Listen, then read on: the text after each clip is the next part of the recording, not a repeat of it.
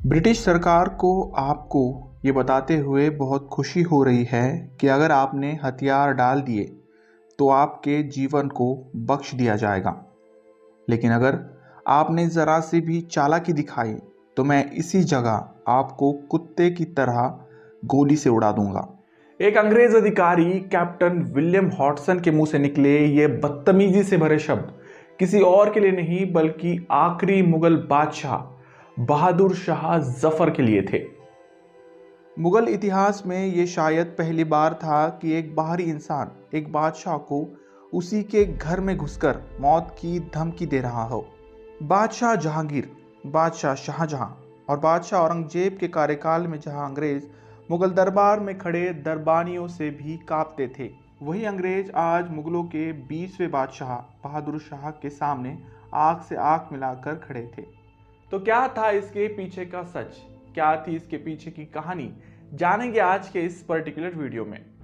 जब 1857 की क्रांति के दौरान भारतीय सिपाहियों ने अपने लीडर के तौर पर बहादुर शाह जफर को चुना था, शायद तभी जफर ये जान चुके थे कि ये काम उनके बस का कतई नहीं है। किसी भी बादशाह का तख्त राजनीतिक सूझबूझ और कुशल रणनीति का मोहताज होता है, मगर बादशाह जफर इस मायने से कोसों दूर थे। अंग्रेजों का भारत में राज आ जाने के बाद उनका सारा जीवन शेरो शायरी और कविताओं के बीच बीत रहा था। ऐसे में एकाएक अपने हाथ में कलम की जगह तलवार उठाना उन्हें रास न आया। कहा जाता है कि जब 1857 की क्रांति को दबाने के बाद कैप्टन विलियम हॉटसन बहादुर शाह जफर को गिरफ्तार करने दिल्ली के लाल किले तक पहुंचा, तब सड़कों के चारों ओर लोगों ने भीड़ लगाई हुई थी। अपने 100 ब्रिटिश सिपाहियों के साथ हॉटसन दिल्ली की गलियों में मानो ऐसा चल रहा था जैसे किसी रियासत का नवाब चल रहा हो, मगर उसके गुरूर से भरे चेहरे पर एक शिकंज डर की भी थी। उसे इस बात का डर था कि अगर भीड़ में खड़े लोगों में से किसी ने एक एक पत्थर भी उसकी तरफ फेंक कर मारा तो मौका वारदात पर ही उसकी मौत हो जाएगी। मगर ऐसा नहीं हुआ। दिल्ली की जनता में उस वक्त अंग्रेजों के प्रति जो खौफ था, बस उसी की बदौलत कैप्टन हॉटसन अपने 100 सिपाहियों के साथ लाल किले में दाखिल हो जाता है। जब हॉटसन किले के अंदर आया तब उसे इस बात का शक था कि कहीं अंदर खड़े मुगल सिपाही उस पर गोली ना चला दे। ऐसे में उसने खुद को हुमायूं के मकबरे के पास मौजूद एक खंडर में छुपाया और अपने 2 नुमाइंदे मौलवी रजब अली और मिर्जा इलाही को महारानी जीनत महल से मिलने और बादशाह को सरेंडर के लिए तैयार करने भेजा। हॉटसन का ऐसा करना एक छोटा सा टेस्ट था। इस टेस्ट से वो जानना चाहता था कि बहादुर शाह जफर के आखिर इरादे क्या है। जब हॉटसन के वो नुमाइंदे बादशाह के सामने आए तब बादशाह अपने कक्ष में बिस्तर पर पालथी डालकर बैठे थे। उनका मंसूबा अभी भी आत्मसमर्पण करने का नहीं था। मौलवी रजब अली और मिर्जा इलाही को उन्हें मनाने में करीब करीब 2 घंटों का समय लगा। इसी बीच बाहर खड़ा हॉटसन इस चिंता में था कि उसके भेजे नुमाइंदे कहीं अंदर बादशाह से मिलकर मेरे और मेरे कंपनी की मौत का फरमान तो नहीं लिख रहे।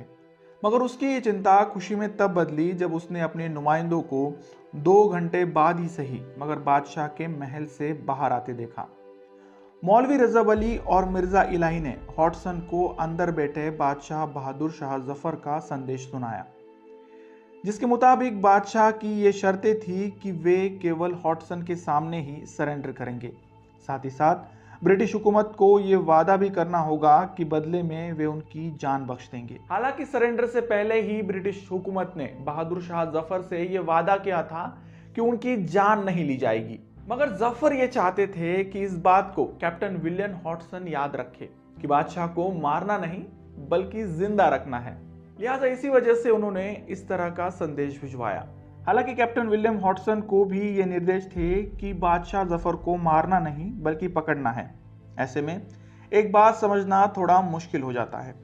एक और तो ब्रिटिश हुकूमत 1857 के विद्रोहियों को चुन चुन कर मार रही थी, वही दूसरी ओर वे इस क्रांति के लीडर बहादुर शाह जफर को जिंदा रखना चाहती थी। ऐसा क्यों? इस सवाल का जवाब देते हुए कई इतिहासकार अपनी किताबों में लिखते हैं, जब ब्रिटिश हुकूमत ने दिल्ली पर कब्जा किया तब भारत के कई उत्तरी रियासतों में अभी भी क्रांति की ज्वाला धधक रही थी। ऐसे में उनका बहादुर शाह जफर को मार डालना इस बुझती लौ को फिर से हवा देने जैसा था। बस यही वजह थी कि इच्छा होते हुए भी अंग्रेज हुक्मरानों ने बादशाह बहादुर शाह जफर को मारने का नहीं बल्कि पकड़ने का हुक्म दिया। खैर, जब बादशाह हॉटसन के सामने पालकी में बैठकर आए तब हॉटसन ने आगे बढ़कर उनसे हथियार डालने की दरख्वास्त की। जाफर ने सबसे पहले इस बात की पुष्टि की कि विलियम हॉटसन उनकी जान बख्शेंगे या फिर नहीं। जब हॉटसन के मुंह से हाँ की आवाज आई तब बादशाह ने अपने हथियार सौंप दिए और आधिकारिक रूप से ब्रिटिश हुकूमत के सामने सरेंडर कर दिया। कहा जाता है कि जब हॉटसन द्वारा बादशाह को हिरासत में लिया गया तब उन्हें बेगम समरू के घर में एक कैदी के रूप में रखा गया। उनकी निगरानी की जिम्मेदारी कैप्टन चार्ल्स ग्रिफिथ की थी। इस वाकया को बयां करते हुए उन्होंने अपनी किताब the narrative of siege of Delhi में लिखा है, यह वक्त की विडंबना है कि किसी जमाने में पूरे देश की कमान हाथ में रखने वाले मुगलों के साम्राज्य के आखिरी प्रतिनिधि बहादुर शाह जफर एक आम इंसान की तरह बरामदे में पड़ी एक टूटी चारपाई पर बैठे हैं। उनके रूप में कुछ भी खास नहीं था सिवाय सफेद दाढ़ी के जो उनके कमरबंद तक पहुंच रही थी। अपने मायूस नजरों के साथ जमीन को निहार रहे बहादुर शाह जफर के पास अब कोई चारा बचा नहीं था सिवाय चुपचाप बैठने के। उनके पलंग से लगकर लगभग 3 फीट दूर एक दूसरी पलंग पर एक अंग्रेज अफसर बैठा हुआ था। उसके दोनों ओर बंदूक लिए 2 अंग्रेज सिपाही भी खड़े थे। उस अफसर को यह आदेश थे कि अगर बादशाह ने जरा सी भी चालाकी दिखाने की कोशिश की तो तुरंत उन्हें मार दिया जाए। ब्रिटिश हुकूमत ने बादशाह बहादुर शाह जफर की जान तो बख्श दी थी मगर उनका रवैया बादशाह के शहजादों के प्रति बहुत क्रूर था। इन शहजादों में सबसे अहम थे मिर्जा मुगल, मिर्जा खिज्र सुल्तान और मिर्जा मुगल के बेटे मिर्जा अबू बकर। सही मायने में इन शहजादों ने ही 1857 के विद्रोह की कमान अपने हाथों में संभाली थी। बादशाह तो केवल रहनुमाई का विकल्प थे। ऐसे में अंग्रेजों का इन्हें जिंदा बख्श देना खतरे से खाली नहीं था। उस वक्त ये सभी शहजादे अभी भी हुमायूं के मकबरे में शरण लिए बैठे थे। हॉटसन ने उनके पास ये संदेश भिजवाया कि वे बिना किसी शर्त आत्मसमर्पण कर दे वरना उनका भी हाल वैसा ही होगा जैसा उन्होंने 1857 के क्रांति के दौरान अंग्रेज सिपाहियों का किया था।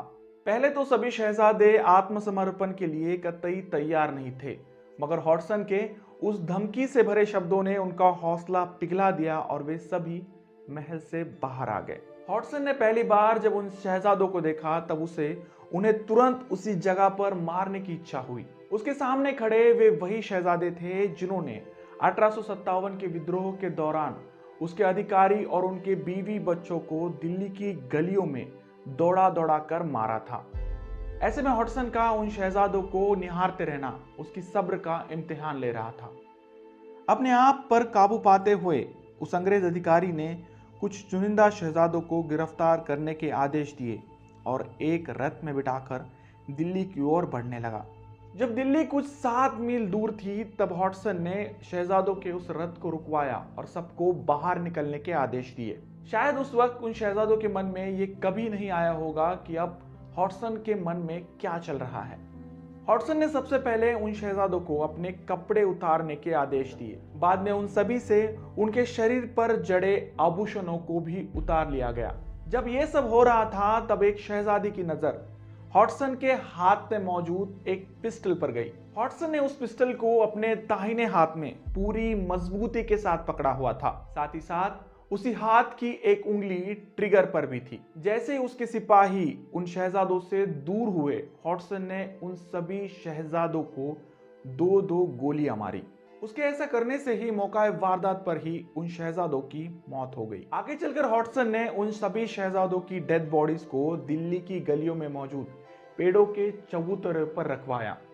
कई दिनों तक ये नंगी डेड बॉडीज यहीं पर रखी हुई थी। हॉटसन का ये उठाया कदम दिल्ली की जनता को ये पैगाम पहुंचा रहा था कि अंग्रेज हुकूमत के खिलाफ लड़ने का नतीजा क्या होता है। आगे चलकर बाकी बचे कई शहजादों को एक एक कर अंग्रेजों द्वारा मार दिया गया। इन सभी में से 2 शहजादे अंग्रेजों के खौफ से बचने में कामयाब रहे। कहानी ये सुनाई जाती है कि उन्होंने अपना आगे का जीवन बहुत ही दर्द भरी हालातों में गुजारा। जहां उन्हें एक निवाले के लिए भी दर दर की ठोकरें खानी पड़ी। खैर, इन सभी के बीच अंग्रेजों ने बहादुर शाह जफर की जान बख्श देने का वादा बखूबी निभाया। 12 मई 1857 के रोज उन पर ब्रिटिश कोर्ट में मुकदमा चलाया गया। 21 दिनों तक चले इस मुकदमे में कई वाद विवाद हुए, जहां कैप्टन हॉटसन की गवाही पर बादशाह बहादुर शाह जफर को आजीवन कारावास की सजा सुनाई गई। 7 अक्टूबर 1857 के रोज बादशाह को अपने बीवियों और कुछ बच्चों के साथ रंगून बर्मा में भेज दिया गया, जहां गले की बीमारी की वजह से 7 नवंबर 1862 के रोज उनकी मौत हो गई।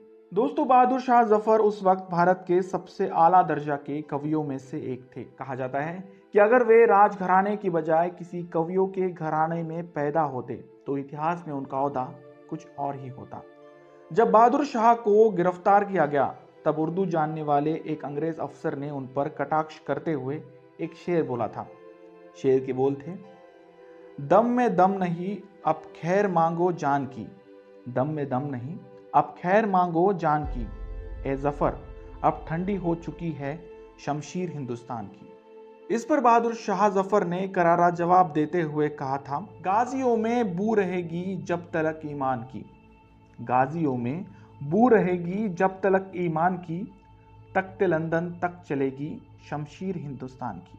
तो ये थी कहानी मुगलों के आखिरी बादशाह बहादुर शाह जफर की। आपका इनके बारे में क्या कहना है कमेंट बॉक्स में जरूर लिखिए। वीडियो अच्छा लगे तो प्लीज इसे लाइक कर अपने दोस्तों में शेयर करना ना भूलें। और हाँ, आपको अगर मेरा काम वाकई में अच्छा लगता है तो प्लीज चैनल को सब्सक्राइब कर देना। मिलते हैं अगले वीडियो में ऐसे किसी इंटरेस्टिंग और हिस्टोरिकल टॉपिक को लेकर। तब तक के लिए धन्यवाद।